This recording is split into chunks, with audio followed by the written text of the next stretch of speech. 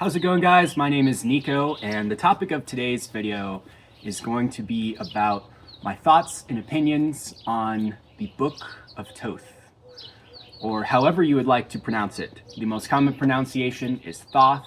I use the pronunciation Thoth, and Aleister Crowley himself actually uses the pronunciation Tahuti throughout the book, which I find to be kind of funky, but also cool.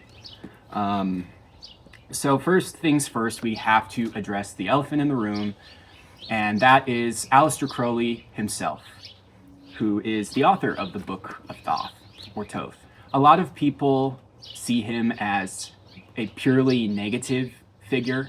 He did a lot of very wicked things, a lot of very sinister things, but also a lot of very divine things, and a lot of angelic things, and a lot of things that are very positive. He also did a lot of light work. So I think when we study Crowley, we should understand that his purpose coming into this world was to reveal not only some of the most divine aspects of this reality, but also some of the deepest, darkest depths of this reality and what we can all experience. So when you study Crowley, just keep that in mind and take your own opinions and connotations out of the picture. With that being said, who should read this book? Who's this book for? In my opinion, it's actually an essential part of learning the Thoth tarot deck.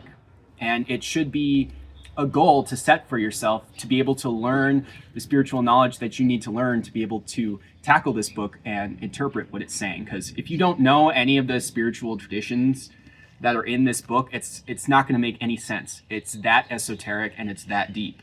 So if you're not interested in the Kabbalah, if you're not interested in astrology, if you're not interested in like Christianity, Eastern, if you're not just kind of an open spiritual being in general, then this book is not for you. If you kind of adhere to one system and that's what works for you, then this book is probably not for you either. So he puts a lot of different perspectives and information from various spiritual traditions into this book. And so just make sure that you're the type of person that's open to learning all of these. It's definitely one of those books that is an endless study. You can read this book over and over again and each time learn something new from it. And I think that really proves how powerful of a book it really is, because many of the greatest spiritual texts that have been written throughout history seem to have this characteristic of being able to endlessly study them and constantly learn from them. So in many ways, I also like to consider this book to be sort of the final boss of your Thoth tarot studying journey.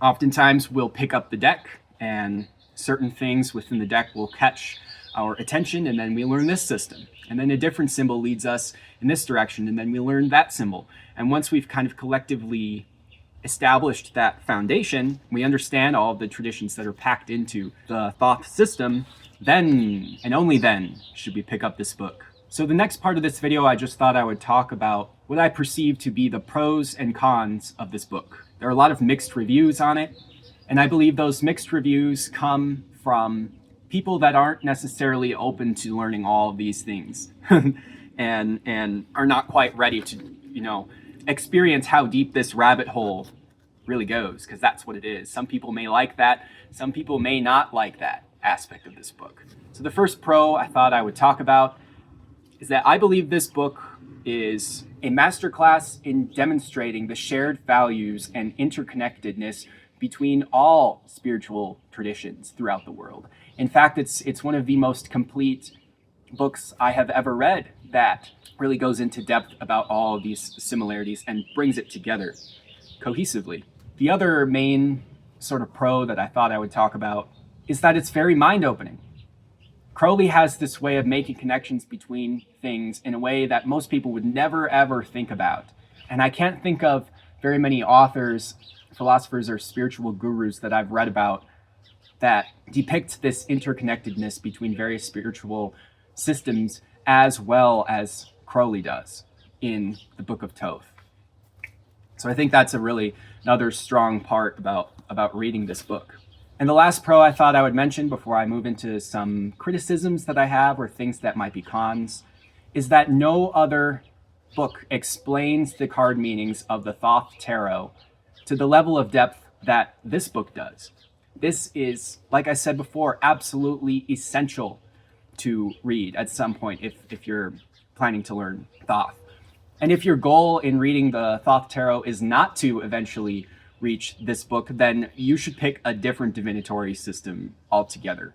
So the first con is that this book can be hard to approach. Again, it's very lofty. You have to know a wide variety of different philosophies, spiritual traditions, and references that are external to this. Another con is that sometimes I think Crowley is a little bit long-winded in explaining certain things.